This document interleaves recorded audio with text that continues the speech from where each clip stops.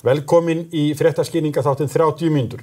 Fátt okkur sagt skipta meira máli en lög aflandskrónu sem Alþingi sett á sunnudaginn. En hvers vegna þetta okkur, almenningi í landinu, svo mikils virði? Var þetta eitthvað sem varð að gera rétt eins og það þarf að bera sólpallinn og skipta dekk á bílnum?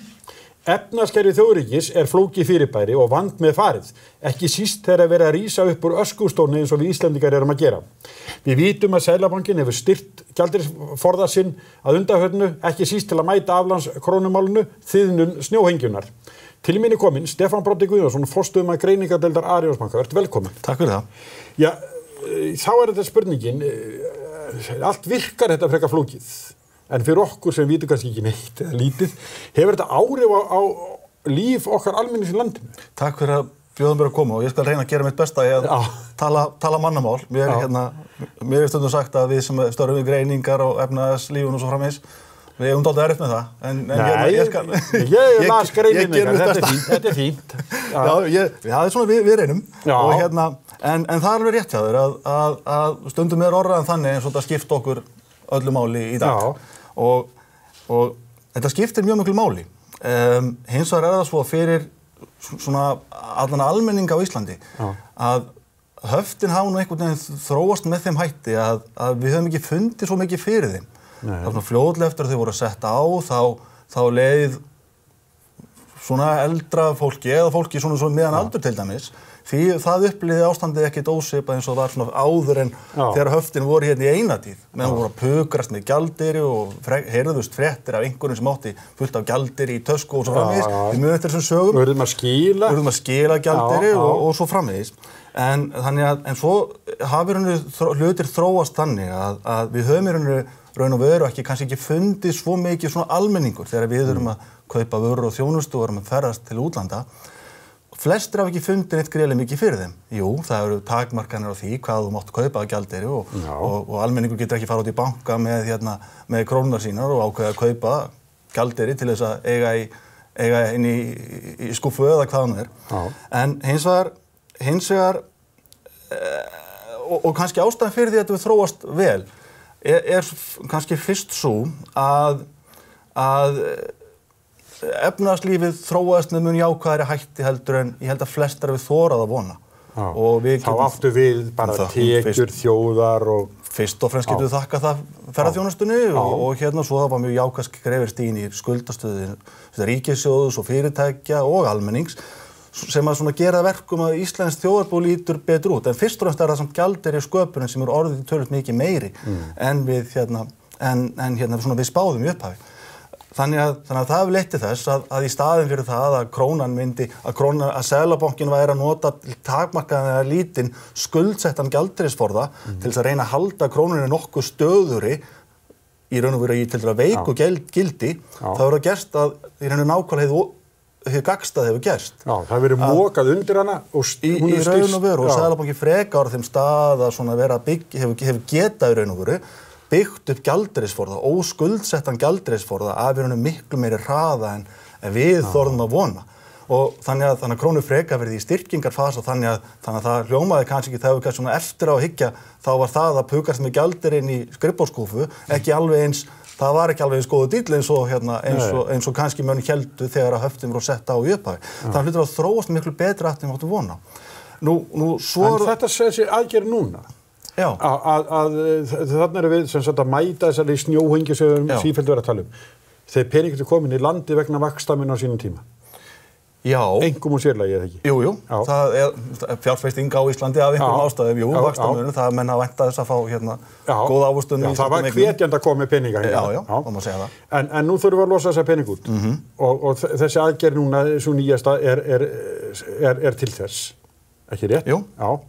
Síðasta skref í raun og veru í þessu afnámsferli hafta og þá getur sagt að þegar það er afstæðið þá getur við opnað á fyrirtæki og allan almenning og vonandi tekið miklu stærri skref í að hleypa lífeyrissjóðum á landi og afnema mögulega algjörlega höft á þeirra fjárfestingar erlendis. Því það er oftur hinn minkillinn, það er þessi uppsafnaði sparnaður á Íslandi sem að þarf að leita í einhverjar eignir, þannig að það er þá fyrst og fremst í gegnum okkar lífeyriskerfi og við óttuðumst það mjög mikið og ég óttaðist það mjög mikið að höftin eru þess valdandi að hér eru þau einfaldlega mjög margar krónur að elta fá á fjárfestingarkosti sem myndi spenna upp eignaverð. En ekki meira órói á hlutabréfamarkaði hérna heima í kaupillunana eftir að nálgast að höftin verið losuð? Það ekki, svo mikla sveiflur upp og niður? Sko við höfum þetta upplifað það að á síðustu árum hefur krónan, eða allra síðustu árum hefur krónan verið stöðuðasti gefgjaldmiðill í heimi, liggur við að segja, auðvitað innan hafta og í spennt í höft. Þannig að, en það er samt, auðvitað sko eignabólur eru dálítið þess eðlis sem maður þekkir eftir á. Eftir á horfum maður á og segir, já þetta var bóla, já við vestar áttum okkur ekki á því þegar við vorum í miðri bólunni. Og ég held að við, allir sem að þeir sem hafa verið starfa lengi á fjármálamarkaði eða fylgst með eignamörkuðum, held ég að verði bara mjög auðmjúkir í því að segja eignabólur ekki alltaf fyrirsjáanlegar.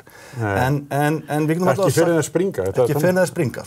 Þá taka mig það. Það er svona, eins og sagðir, það er svona, það verður mér vitur eftir á. En að misvægt held ég að verðþróun eignamörkuðum hafi ekki orðið eins svona, hún var ekki eins svona glannalega eins og menn, allavega eins og ég óttaðist. Nei. Þannig að En þið eru að ég las nú það sem þú og þitt fólk skrifuð þetta það sem við að gera núna og þið eru svolítið bjarsýn á að leiðréttin að afleiðingarna verði ekkit slæmar fyrir þó að við séum að hleypa kosta á að fara út með peningana að krónan muni ekkit falla. Vextir mun ekki hækka. Ég held sem mjög jákvætt skref og við höfum, en auðvitað eru stóra, við erum auðvitað svolítið að við erum að það er verið að sleppa, það verið að koma frelsi á og þegar það gerist þá auðvitað myndast, maður veit ekki hvað tekur við og menn hafa svona stundum velti fyrir sig að þurfum ekki að því við getum, að því við erum með krónundar láglokaðar inni, við þurfum ekki að hafa til að háa vext, þurfum ekki þegar höftin fara, þurfum ekki að hafa vexti til að halda krónum eða fjárfestum inn á Íslandi, íslensku fjárfestum, sem og þó öðrum. En svo sér maður einfaldlega bara þróun hún efnahagsmál á Íslandi. Og það er kannski ekki endilega bara staða efnahagsmál á Íslandi sem skiptir máli, heldur hvernig staða efnahagsmála á Íslandi, við höfum séð slíka stöðu góða áður í fortíðinni, en sjaldan hefði hún hafi verið hlutfallslega eins góð eins og hún hefur verið á. Og þannig að þá spyrir maður sig hvort að sé þörf á þessum mikla vaxtamun sem í dag í raun og veru sambærilega við það sem var kannski fyrir 10 árum síðan eða sem fyrir hrun. En það sem í þessum máli núna þá er verið að þvinga þá sem eiga þessa peninga, þessa krónur. Já, það er að bjóða upp á ákveðna skilyrta kosti. Já, en menn er búin að fara mjög vandlega við það og þetta stenst lög og þetta stenst lög, já. En samt er þetta þvingun hafi verið ábyggilega farin svo langt eins og hugsast getur til að verja íslenska hagsmuni. Og þetta staðan en þegar, sko, þetta er 300 milljarðar. Já, 320. Þeir peningar sem verða eftir í landinu, þeir sem taka ekki þessu allar bara að vera hér, að það eru bankarnir ráða hver og einn raunverulega hvað kjör þeir bjóða þeim. Sko, Seðlabankinn hefur gefið það út að mann geta geymt þetta fjármagn inn á svona innstæðu reikningum og sem gefa 0,5% og sem er ekki gott á íslenska mælikvarða en allt í lagi á þýskan eða franskan eða hvað hann sko. En þessi peningar sem verða eftir, geta þeir sem eiga þá, geta þeir ekki nota þá í fjárfestingar, geta þeir ekki Þeir geta hreyft á þeim, þeir verða, en sko afraksturinn af þeim eins og ég hef skilið lögin, hann þarf að fara inn á þennan lágvaxta reikningur en það er ákveðin líftíma á þessum eignum, þannig að en afraksturinn af eignunum fer eins og inn á þennan lágvaxta reikning, þannig að óttast menn ekkert fyrirferð þessara peninga í íslensku samfélagi, þetta er svo miklu peningar. Ég held að þessi 320 milljarðar í dag eru fyrst og fremst bundnir í ríkisbréfum sem margir hverjir eru með og víxlum og í innlánum. Það er nú stærstu fjárhæðin. Þetta er ekki lausn. Flest af því hefur tiltölulega stuttan líftíma.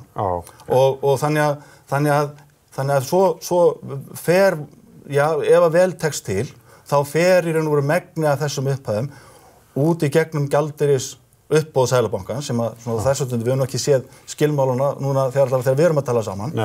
Og þá mun Seðlabankinn skipta á, hann býður ákveðið verð sem er væntanlega óhagstæðara heldur en er opinbert viðmiðunargengi í dag Seðlabankinn ákveður hvaða tilboðum hann tekur sem verða hann tekur væntanlega fjárhæðum á verði sem óastæðanir í dag og skiptir þeim út fyrir raun og veru evrur eða gjaldeyri sem Seðlabankinn hefur verið að safna sér upp að undanförnum. En þið birtu heimasíðu ykkar og áhorfendur sjá það núna, þá hérna sem sagt atburðarásin, hún rakin ágætlega hér. Svona eins og við upplifum hana, þá sýnist okkur þetta vera með einhvern veginn þessum hætti. Að og það í næsta mánuði verður gjaldeyrisútboð og þá mögulega, fræðilega gætu allar þessar eignir farið út það reiknar nú fáið með því. Ég hugsa það ekki, mér finnst það væri ákaflega vel heppnað að það takist á Seðlabankanum, en þannig að það líklega verður nú eitthvað eftir. En síðan hafa menn, þeir sem ekki taka þátt í útboðinu, hafa þá svigrúm til þess að fara út þarna fyrir 1. nóvember. Nú eða þeir sem eru í svona illseljanlegum eignum, hefur mér eins og ég skil, hafa tækifæri til þess. Hvaða eignir geta það verið? Það geta verið eignir í til dæmis hlutabréfum eða óskráðum verðbréfum til dæmis líka. Þannig að svona eignir sem er alltaf knappur tími fyrir viðkomandi að þurfa að losa fyrir miðjan júní. Þannig að það eru slíkar eignir og það mögulega geta menn svona innan gæðslappa frelsa þær með því að greiða þá einhvern mismun þá til Seðlabankans. Og þannig allt þetta til þess gert að í raun og veru þessir 320 milljarðar sem í dag á þessu með viðmiðunargengi í dag, þá gjaldeyrismarkaðurinn í dag, hann kannski meðalvelta í þessum raunhagkerfi sem þessi millibankamarkað með gjaldeyri kannski 2 milljarðar á dag eitthvað svoleiðis sem bara kaup og sala á vörum og þjónustu. Og þannig að það er úr skilgreiningu þá segja mér þetta er alltaf stór fjárhæð til þess að svona raunhagkerfi ráði við það. Þannig að það þarf að koma til að kasta Seðlabankans til þess að letta þessum þrýstingi. Getum við sagt núna þetta er komið þetta langt og framundan er losun hafta fyrir bæði lífeyrissjóðu og okkur almenning og minni fyrirtæki. Getum við sagt að það sem við gert hingað til og með þessu meðtöldu að okkur er tekist ágætlega að reisa okkur upp úr eftir þetta mikla hrun. Ég held okkur hafi tekið. Auðvitað er þetta alhafa fyrir alla en ég held að ef við tökum svona meðaltal atvinnulífsins og efnahagslífsins þá hefur sannlega tekist það og ég held að við séum á töluvert miklu betri stað heldur en við sáum fyrir þegar við sátum í rústunum. Já, og eitthvað nóraði fyrir kannski við sem munum haustið 2008. Við sem munum haustið 2008, við erum á betri stað. Allt öðrum. Það er allavega, betri stað en ég held, þannig að og ég hugsa sama við marga. Stefán Broddi, þakka þér fyrir komuna. Takk fyrir að bjóða mér. Og hér á eftir koma til mín 2 alþingismenn sem sitja í efnahags- og viðskiptanefnd, fólk sem hefur ekki kannski talað mikið þessi mál hingað til, en það eru Guðmundur Steingrímsson og Líneik Anna Sævarsdóttir.